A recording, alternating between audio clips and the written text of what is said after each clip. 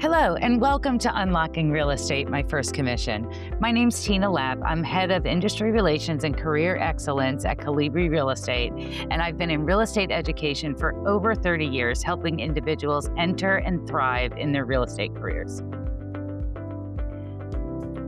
Welcome to Unlocking Real Estate, my first commission, where we dive into real stories, big wins, and early lessons learned from highly successful rookie real estate agents and brokers.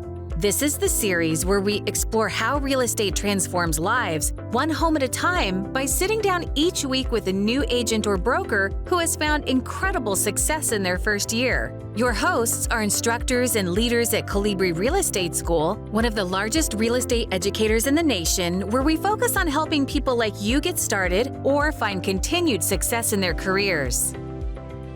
From Canada to Arizona, join us today as we follow the journey of Dane Miller. Dane started a very successful career in real estate after more than a decade in retail management. He closed 15 transactions in his first year. Dane candidly shares how he leveraged open houses and how he has navigated his real estate journey. We are here today with Dane Miller. Dane, will you take a moment to introduce yourself, where you live, what company you're with? Absolutely. Hi, everyone. My name is Dane Miller. I am a realtor here in Tucson, Arizona. I've been licensed since July of 2022, and I am with Realty Executives. Phenomenal. Wonderful. Yeah, I love it. Thank you so much for being here with us today. I'm excited for this conversation to dive in and learn a little bit about your journey. But let's start kind of before the real estate journey started. What were you doing before you got into real estate? Yeah, definitely. So I am currently living in Tucson, but I'm actually from Canada. So I was born and raised there. Love it. My background for my career is actually in retail management. So I did that for 15 years. I was a district manager. I oversaw 12 stores across Ontario, and then done with winters. So moved to my husband's hometown here in Tucson, and I've been here since 2018. Love it. Well, getting out of the cold resonates with me. I haven't done it yet, but I'm going to do it soon. Um, so wonderful. You landed in Tucson, and what'd you do? Did you start real estate as soon as you got to Tucson? It wasn't immediate. So I kind of, after university, I faced what I'm sure many people face as a crossroad in life where I could either stick with, the comfort job of getting a paycheck every 2 weeks and staying in retail management, working my way Sure. up. Or I could get my real estate license, go into the scary unknown. And of course, I got scared, didn't do that, went with the safe option. And I mean, I should have got my real estate license immediately, but I didn't. But I mean, everything happens for a reason. And yeah, I Yeah. eventually got licensed Yeah. in 2022. So Yeah. yeah. So how did you make that? Like, it is scary, and I appreciate you saying so, because I think there are a lot of folks out there that can relate to that, and that resonates. You made the decision, though. What made you Yes. finally make the leap? I think, I mean, my husband, for the 12 years that we've been together, it's something that I've always said, I wish I should do this. Blah, blah, blah. Like, just, I mean, saying I should do it, but Sure. excuses out the wazoo, never really Hmm. pulling through with it. And I'll be honest, I had a failed attempt at schooling as well, too. So when 2020 hit and we were in COVID and everybody was bored at home, I, said, hey, let's give this a stab. Let's try this online. So I enrolled in the classes. I was, doing the education online and everything. And Yeah. I completely understand that that works for some people, but it wasn't my learning style. I really need to be in person. I need to be in a classroom. I really need that level of engagement. So I Yeah. ended up going back to work after, during that whole COVID process, and never really finished with my courses anyways. But when I finally decided to pull the trigger in 2022, I started again with online classes. I don't know why I thought it would be different this time. It wasn't. So I decided then I just really had to put all of my eggs into this basket, pull the trigger, quit my job, and then do the 3 week in-person course. And I mean, within about a week and a half-ish or so, I felt confident enough to take the school test. And then I passed that, went to the state, and then past that as well. So it was So kind of cool. multiple attempts, but I guess I just Yeah. ended up in the position that I needed to do it. And you did it. So Yep. why real estate? Was there something that inspired you? Was there something you saw? Like, was it watching HGTV? Like, what was it that made you decide, like, huh, that real estate might be for me? Yeah. So, I mean, growing up, I always loved houses. I was intrigued by, I mean, kind of everything that goes with it. I actually, funny enough, wanted to be an architect. And then in Okay. high school, just ended up being a little bit too social and never really took schooling as seriously as I should have. So I didn't really do all the right courses and everything for it. So, Sure. yeah, going to university for architecture wasn't really in my cards. But yeah, real estate is something that just always intrigued me.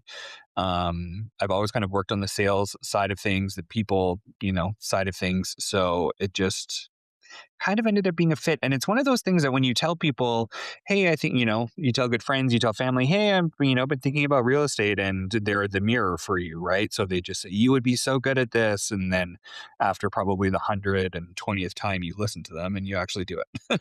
Yeah. And you think, well, maybe I will be. I'm going to take my shot. So you did it. You got through the classes, you got through the tests. What did you expect your first year to be like? Um, I think my expectations were pretty realistic. I'm fortunate that I had a really great support system, and I kind of did my research going into it. A lot of people said, your first deal, your first transaction won't happen. It could not happen potentially for the first 6 months, the first year. Yeah. So you really need to be prepared, financially for that. Need to be prepared emotionally for that, because you think it's you, but it's not. It's a whole part of the system, and how to build it up, because you are building your business. Yeah. So I thought my first year was going to be slow, which it was, but it wasn't. I'm very fortunate that when I did get licensed, I joined a team, so that was extremely beneficial to me, and it was a huge contribution to my success, because in that year and a half that I was with the team, from July of 2022 up to the end of 2023 when I went solo, um, I just got so much exposure to things that I never would have if I had gotten licensed and been an individual or been a solo agent. So joining a team was a huge reason for my success, because I was able to learn from other people's mistakes, learn from mentors in the business as well. So Yeah. that was pretty great in my first year. Yeah, and I love how you said you needed to be prepared financially, and we hear that a lot. Like, you have to have 6 months of living expenses, or, different people say different, but that around there. Sure. But Mhm. being prepared emotionally, I think that is a really good call out, and I'm glad you said that. Because it is like, it's easy to give up at first. Did you find that that was the case? Yeah, definitely. And I think, I mean, from my experience in being in the field now, being a licensed agent, I mean, we are our toughest critics, right? So I think Yeah. being prepared to allow yourself that grace period of, I'm showing up every day, even though my results that I'm seeing may not be what I wanted it to be. You have to be consistent. You have to be very thorough, and you just have to be, kind of true and honest to yourself. But it's so easy. I mean, even now, I'm 3.5 years into being licensed, almost 4 full years this summer. And it's still extremely easy to beat myself up over something, or if you don't have something in escrow or something falls through, it's just not taking it personal, I guess. And, really just overcoming that situation to know the bigger picture, that you're in the Yeah. right job, you're doing the right thing, and you are doing it correctly. Yeah. So for listeners who are considering real estate, you mentioned you joined a team. Talk about the team, your role on the team, and why you maybe would recommend that for people just starting out. Yeah, definitely. I mean, I did something that maybe other people shouldn't do, is that I knew exactly what team I wanted to join. I connected with a friend here who I worked with in my retail management career, and I said, "Hey, I'm looking at getting my real estate license. This is what I want to do. And funny enough, she came to me and said, I follow this team on Instagram and I just love them. I love their vibe. So, of course, I went to my office, hit immediate follow, started engaging in all of their stuff online. And it just seemed like a really, really good fit. But I didn't interview with any other teams. So, I'm fortunate that I was a really good fit with this team. And I think I knew that they were immediately because they really like filled the boxes, I guess, and they kind of were able to fit in what I needed. So I knew going into getting my real estate license that speaking with people, generating clients, generating leads wasn't necessarily going to be a hard thing for me, although it definitely turned out to be harder than expected.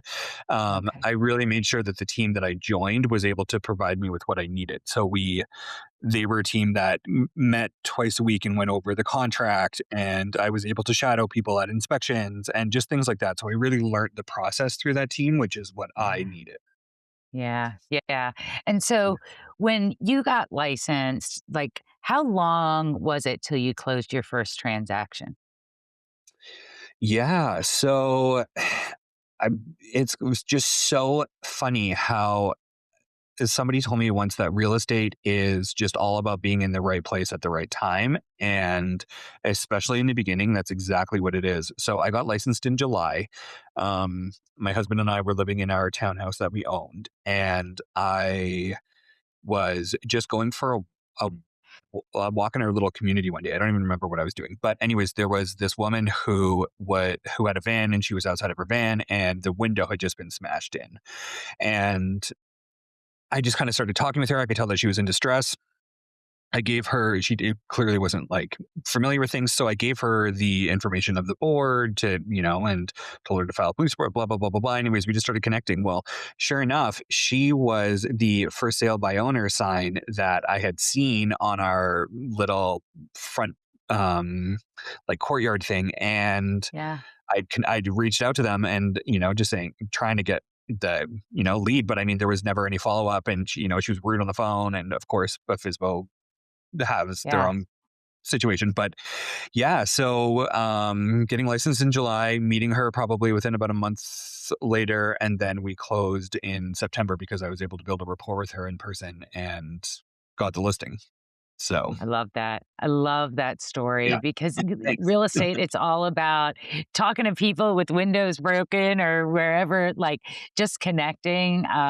That's a great story. Thanks for sharing that, Dane. So was like, did you focus on marketing or like, how did you get your name out there? Was it just walking around the neighborhood and helping people out?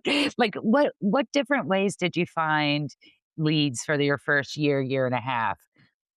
Yeah, absolutely. And no, and that's honestly, it's such a good question because lead generation, I truly think now being in the business that's the biggest challenge. I mean, you can learn the contract, Yeah. you take courses and everything through school, but lead generation is the most important thing in this business. So, because of my background of 15 years in retail, I was Yeah. really used to people walking in and seeing me. So boom, ding, the light bulb goes off. And that's exactly how an open house works. So I set a goal. I do 120 open houses every year. I basically started doing that from day one. And I mean, it's not really bad. You need to break it out into smaller, achievable goals. So 120 is basically one every 3 days, or you could break it down to 10 a month, which even doing 10 a month still gives you a weekend off if you need to take it. So Mhm. open houses really were my bread and butter. That's how I met the majority of my clients. And I was just really good, I guess, at kind of like establishing that relationship right at the beginning, and, kind of breaking down any barriers. But because I did so freaking many that I didn't see a big return at the very beginning. But as I got more established within my first 6 months to a year of doing all of these open houses, Tucson is a relatively small town vibe, even though we have about a million people here when you incorporate the surrounding areas. So I would start to see a lot of the same faces at multiple open houses. And I ended up, kind of getting multiple listings from it, just from seeing the same people over and over. Um, and then, obviously selling the houses that you're holding open as well, or you just build those connections with those people because you see them so often. And that's ultimately what it is, Yeah. is yeah, building that Love connection. it. So open houses really your secret sauce. Did you ever find it difficult to establish credibility as a new agent? I mean, absolutely, for sure. Sometimes, I mean, and I will be transparent, obviously. Sometimes you're holding an open house and you're like, I don't know anything about this neighborhood. Like, I don't know what the HOA does. I don't know what the HOA doesn't do. I don't know north from west at this point in this community. Like, Yeah. so, I mean, you really just have to do your research beforehand, or just be genuine and be comfortable telling someone, I don't have this information, but I will find it out for you. And then that follow up piece is like a really, really good Yeah. part. But Then actually find out for them. yeah, exactly. But I mean, building credibility, it definitely, it comes with time, Yeah. for sure. And it just comes with experience. Like, you just can't be Mhm. afraid to look like an idiot, I guess. Yeah. It's Yeah. kind of bound to happen, but Yeah. Yeah. yeah. Are there any stories or memories you have of your early days where you kind of didn't know and anything maybe funny or memorable that happened to you that you're like, "Oh, well, learn that's a lesson and move on." Yeah, I'm sure I can think of a million, but the one that comes to mind right now is, I was holding an open house. Price point was about 550. So I mean, that's it, Tucson. The median price is about 10,000 below national average. So 550 is pretty elevated. Yeah. Um, and this HOA community was phenomenal, basically, right? It's in the foothills here in Tucson. So I mean, that's just again a really nice area. And this home specifically had phenomenal views. So it backed out to a wash. And so there were no rear neighbors, although, I mean, you couldn't build on this land. Um, I never really knew about looking up, vacant land kind of thing, or surrounding parcels like that to see who owned it, who didn't. So this one couple walked in and said, like, who owns this land behind it? And I was like, I don't know. Like, this was very early on. Like, I was probably within my Yeah. first 2 months of doing open houses. Yeah. And I was like, I don't know. And I could say, like, this is a wash, obviously they can't build on it. This is going to be a flood zone, blah, blah, blah. They were like, yeah, but like, who owns it? And I was just like, I have no idea. They were like, well, somebody has to own the land. Anyways, it was this really embarrassing conversation that went on for about a minute and a half, but it really felt like a 3 hour conversation because I didn't know the answer. Sure. So Right. after that, I just again built my skill set to be able to, like, I downloaded apps basically to be able to look up like tax records and who owns what, and that really helped. But Yeah. yeah, it's It's a just good lesson, and just yeah, thanks for your vulnerability sharing that because I want individuals to know, like, there are things you're not gonna know, right? It doesn't prevent you from being super successful, and you went on to have a very successful first full year, and you continue to grow, so I appreciate you sharing that. That's great. thank you. Um, so, talk to me a little bit more about open houses. How did you really leverage those? Tell us some of your tips, tricks, what you were able to do to really get business out of open houses.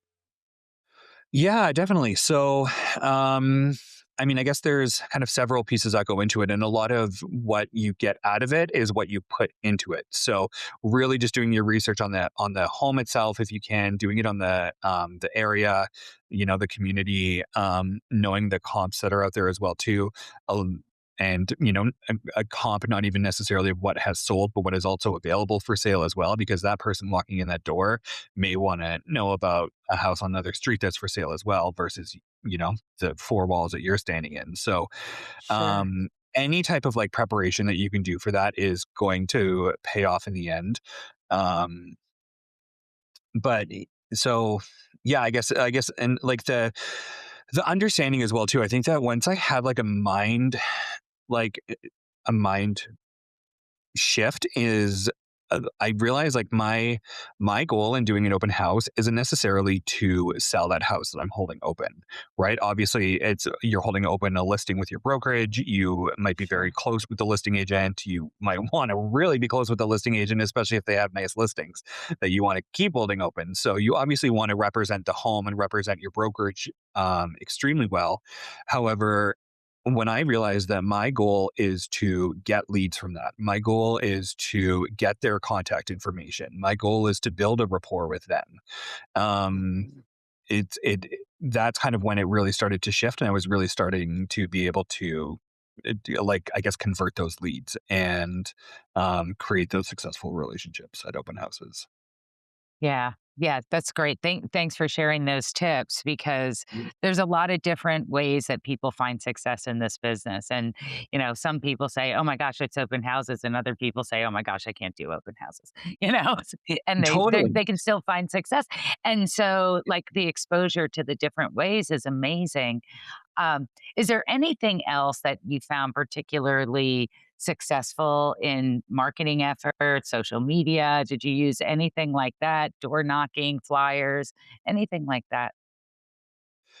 So it's so funny because I mean, kind of open houses and like I'm going to say getting in front of people has really just been my bread and butter like that. Yeah, I know a lot of people do door knocking, a lot of people hand out flyers. I don't know. I've never really seen success from that. It's now that I'm kind of yeah. 3.5 years into it, it's not worked for me. So probably Hmm. bad. I don't do it, but I probably should.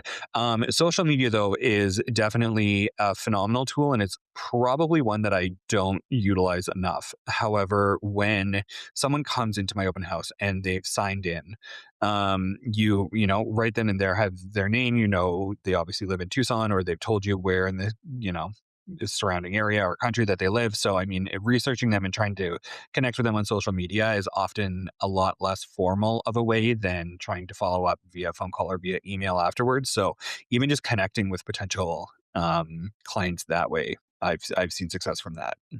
Yeah. So what were your biggest challenges going through your first year, year and a half? What did you find the most challenging? There's so much to know. There is so much to know, and I mean, Yeah. and you obviously you do the schooling, you learn a lot in the school, and you definitely learn some phenomenal things.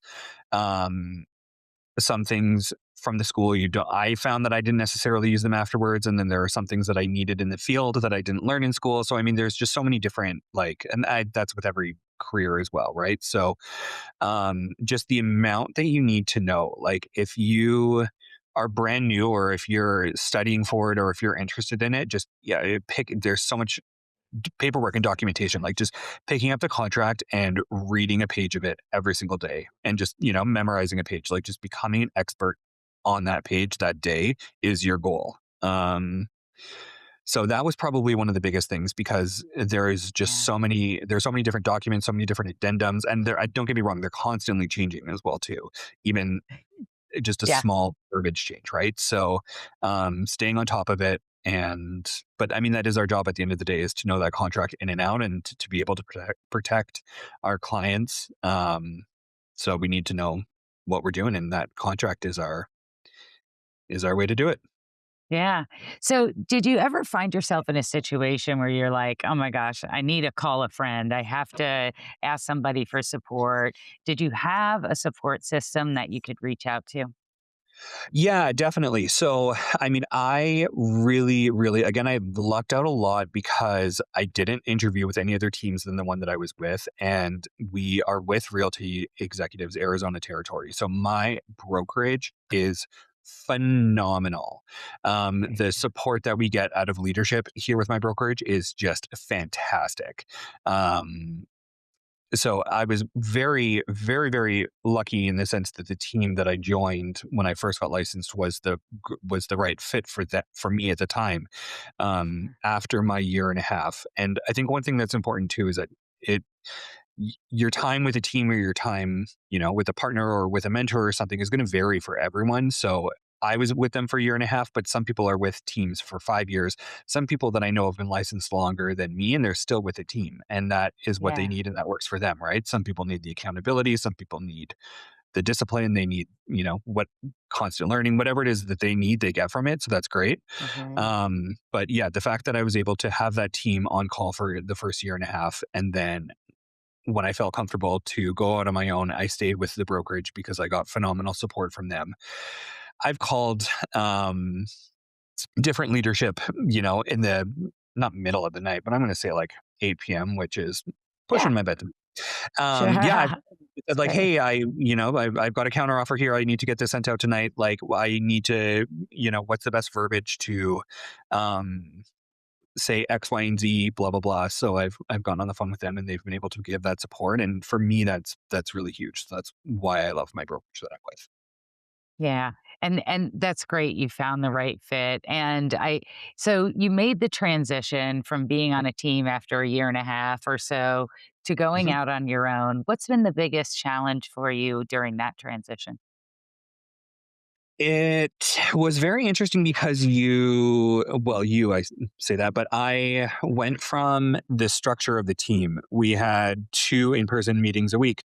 We had, several kind of, like conference calls a week as well too. So I really went from like having my schedule full to and having people that I would still report to being my team leads and the owners of my team to doing that for myself and not Yeah. having my schedule as full and being responsible to fill my own schedule that way. And I mean, I'm a pretty lenient boss. So, like, sometimes it's easier to go shopping on a Tuesday at 11 a.m. when no one else is at the store, or Yeah. you just want to take the day off and just watch TV. I mean, you really have to create your own systems and structures and routines in order to just like stay on track. Yeah. So that discipline and scheduling and planning almost takes a different approach and has different importance when you're on your own. I think so, yeah, and I think Sounds that's like, where, yeah. some people can either, be very successful or they can, Yeah. kind of see a setback with that if they're not managing their time properly. Yeah. I think that's fair. That's a good comment. Mhm. So you shared a story about your first client. Love it. Thank you for sharing it. Are there Yeah. any stories about clients that stand out to you that were particularly touching or a great learning experience that um, you'd like to share? Yeah, definitely. I mean, I have several. I'm very fortunate in the sense that there's a saying actually. So I'm very fortunate. There's a saying that says that your clients will become your friends faster than your friends will become your clients. And I think that is so true because when I got Yeah. licensed, I mean I'm not from Tucson. I didn't have a huge support team. My husband's from here, but his family's small, so I didn't necessarily have a very large sphere to engage with. Yeah. It just it that wasn't really my going to be my strength, and I knew that, which is fine. Yeah. But I've made a lot of really, really good friends out of clients who I've helped um, either buy or sell. Um, Yeah. one phenomenal. I mean, she at this point now is my best friend here in Tucson. I was standing at an open house one day, and when I was on the team, we had a new member, so I was kind of training her. She was shadowing me just at the open house, and so it was the 2 of us there. It was great. This woman walks in. She's around my age, I could tell, and I'm just kind of chatting with her. And I said, "Oh yeah, like I'm from Canada." And she said, "Oh, I'm from Canada too." She's like, "Where are you from?" And I was like, "Oh, I'm from Thunder Bay." And she goes, "Oh, I went to Lakehead." And I'm like, "What?" Like as if I'm standing here in this open house in Tucson meeting somebody who's lived in my tiny little small hometown, been to that university. Like she ended up being a few years younger than Yeah. me, so there was like probably potential for some overlap somewhere, but our paths just never crossed. But it was just so Sure. funny how small this world is. And like if you just take that time to connect with people, you find these similarities and these mutual stories and stuff. So yeah, she's been phenomenal. Yeah. We found her house and then she's referred me several clients that are her colleagues as well. So yeah, Beautiful. that's one. Beautiful. There's several. I mean, it's really awesome and it's really rewarding when you get to establish these relationships and then stay in touch with these people. It's super awesome. Yeah. Yeah. So, what's your favorite thing about being in real estate? I I mean that's a really good question because there's a lot that I like, which is I think what makes me successful in this role and in this job is I mean, I'm a workhorse. Basically, I guess the thing to say is that you get out of it what you put into it. So, because I consider myself a workhorse, I mean, I do a lot of open houses. I do a lot of follow up. I do spend a lot of time kind of making connections with people. When you kind of invest in those things, you see return on it. You see a return on your investment. Yeah. So, I like the fact that I can be at home on a Wednesday night at 8 p.m. and my phone starts to blow up and it's somebody who, needs my help with something. And I like everyone, but not everyone. A lot of people think getting into real estate so you can make your own schedule, but that's so not how this works. You can, I guess, to a degree, but I mean, if you I don't think I would see as much success if I didn't do this full time and if I didn't have like a lot of availability to put into this because um, you you kind of have to be available at all times.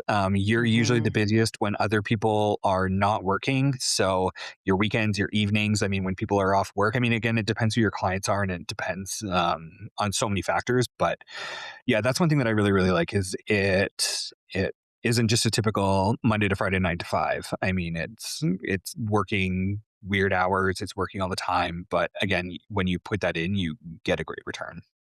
Yeah. And so at this point, you went from being on a team to having some more flexibility, but responsibility, right? On being on your own.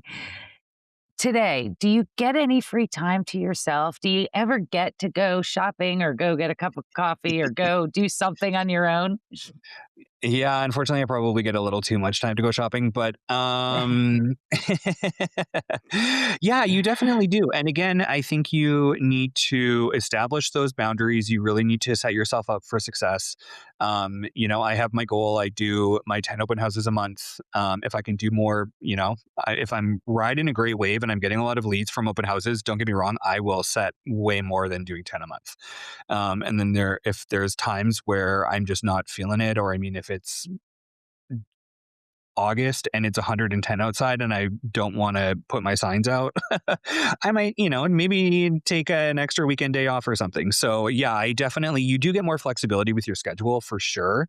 But you do have to be careful because it's very easy, I think, to get in the slump of being your own boss and being really lenient with yourself and saying, "Oh, take this weekend off," and "Oh, take off Yeah. tomorrow," things. So, Yeah. yeah, Yeah. That makes sense for sure. So, yeah. Dane, where do you see yourself in 5 years? I mean, what I've got going on now is pretty fantastic. Okay, cool. I definitely still see myself being a licensed real estate agent here in Tucson. I've done winters; they're not for me. Um, I like that it's going to be a high of 77 today, and it's the middle of February.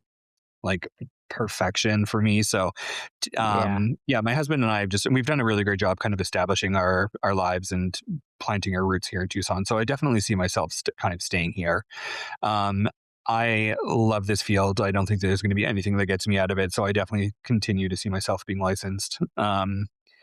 And I'm open to kind of how things unfold. I mean, if it evolves into me maybe being a partnership with another agent, or if I don't know if I get a team. I mean, it's so hard. 5 years is actually a crazy long time in Right. the reality of things for me. So, I mean, I might have a team, I might not. I might just Yeah. still be a solo agent myself, just rocking it. I like the idea of that. I mean, I love going on vacations. I probably go on 4 or 5 a year. So, Yeah. yeah, You're yeah, you're gonna enjoy the ride, it sounds like, for sure. absolutely. Yeah. It's a fun one Love for that. sure. So, it sounds like you're gonna be very opportunistic, which I love. Like, let's just see what happens. But I see you staying in real estate for sure. Definitely, definitely. Yeah, I mean, Yeah. my husband and I have moved out of the townhouse that we bought when we first moved here. We've already bought another property. We're looking at getting another one this year as well too. So I kind of think that growing my real estate portfolio and kind of getting more rentals under my belt are going to be in those 5 years as well. So I don't just want to focus on the Fun. sales of real estate. I want to focus on something that's going to be a little bit more substantial and kind of have, my money make me money in that sense. So, Yeah. Yeah, Yeah. I think Well, it's kind of enjoy do the that. ride. It's a smart. Yeah. Yeah. So, Dane, we're going to jump into our lightning round. These are just fun questions, 60 seconds or less. First thing that comes to your mind, real estate related, or it doesn't have to be. So, your choice. We're going to start with um, is there a book you've read or a podcast you've listened to that you would recommend to our listeners and why? Yeah. Atomic Habits. That was a really, really beneficial book when I first started because I'm not a huge reader by any means, but just the way that it put things into perspective about habit stacking was huge for me. So yeah, Atomic Habits for sure. Yeah. Yeah, that one gets a lot of votes, no doubt. If we had a time machine, you could go back to the day you started this journey. What advice would you give yourself? Oh goodness. What advice would I give myself? I'm just my toughest critic, so I would say Yeah. to give myself more grace and just be nicer to myself throughout the process for sure, because I can definitely beat myself up and I can definitely be very hard on myself. Yeah. And I think that does more harm than good. So, Yeah. mhm. Well, you're like a lot of people. I think a lot of people are harder on themselves than others. So, yeah, Especially agents, especially realtors. Yep, we yeah. do it. Uh huh. Don't beat yourself up, my friend. Yeah. No, thanks. It's not If worth it. you could have dinner with one person, dead or alive, who would it be? um, it would. It would be my grandmother. My grandmother passed away, and I never really got to kind of say goodbye. And growing up, I mean, Yeah. we were close, but we didn't. But there's just so much more I'd want to know, and I'm sure one dinner wouldn't be enough. But I would definitely want to have that meal with her, and Yeah. yeah, just chat more, I guess. So Yeah. yeah, Thanks for yeah, sharing that one's a that. good marker. So, yeah, yeah. Yeah. Tell us about what you did at work yesterday. Like, what did I do at work yesterday? Let me look at my calendar. Yesterday was actually kind of a crazy day. So Good. hold on. I'll keep it under 60. I see my personal trainer Tuesdays and Thursdays, saw my trainer at 9:30, came to my brokerage from 10 until noon. We had a AI jumpstart Good. course with my brokerage's preferred lender. So sat in that for 2 hours. Then had a business lunch, and then I went to a showing at 3:30. Met with some clients and showed them an off-market property. Funny story about this one is that I'm under contract on this one house, and those clients recommended me their friends because we saw that there was a post in the house beside it. So my clients picked their neighbors, told me their friends reached out to me. So I got them into this house. Well, it's an off market property, and we put in an offer last night, and I'm expecting a phone call back today to say it's accepted. So Oh my gosh, I hope they call you as soon as we hang up. That's awesome. Yeah. thanks. Yeah, me too. That'd be nice. Yeah. Yeah, so Yeah. thanks for Have the a good day. insight into like, yeah, that's a good day. There's a lot going on. We like activity for sure. Dane, if individuals want to reach out to you, connect with you, follow your journey, where can they find you? Is there a social media platform that they can find you on or an Yeah, email? absolutely for sure. And I would love that. I mean, even if it's just to pick my brain or to ask whatever questions or tell me a story, whatever it is. I mean, I absolutely love it. Yeah. Instagram is probably my most preferred social media platform. I have a page. It's at Dane Miller XO. I've integrated, my personal and my business page onto that. Some people say not to do it, but honestly, it's been really successful for me. People Yeah. get to see my personality and then see my success and see everything that I do on a day to day with real estate as well. So yeah, Instagram would be best. Facebook as well. Those are kind of my two things. We love real people with real lives and real experiences. So I think that's beautiful. Um, Awesome. just as we kind of wind things up here, any final words of advice or tips or tricks for individuals who are considering getting started in real estate? Um, Definitely. I think you just need to find what works for you. For me, my problem was lead generation, or my obstacle was lead generation. My solution was doing open houses. I think the biggest thing for everyone to remember is that you have a personality and you are you. You have a background of whatever Yeah. you did, even if it's just going through school before you got licensed. You have all of these past experiences. So just to take those with you into your journey and your real estate career. I think don't just get licensed and kind of throw away everything else. I mean, bring those experiences with you because they make you who you are, and that's exactly what clients and what buyers and sellers and people really want to see and want to connect with. So Appreciate remember who that. you are. That's And yeah. Yeah, yeah, that's great, great advice. Well, Yeah, thanks. appreciate you. I Congratulations on your success because you really have had some really nice success your first couple years. Keep it Thank you. going, my friend. And I think we all love 77 degrees in the middle of February.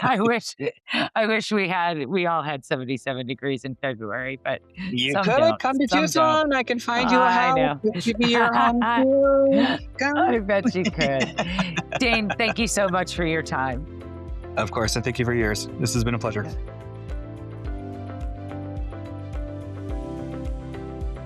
Thanks for listening to Unlocking Real Estate My First Commission. We hope today's stories and insights gave you that extra spark to keep moving forward in your real estate career. If you enjoyed this episode, please take a moment to subscribe, rate, and leave a review. It helps us reach more listeners like you.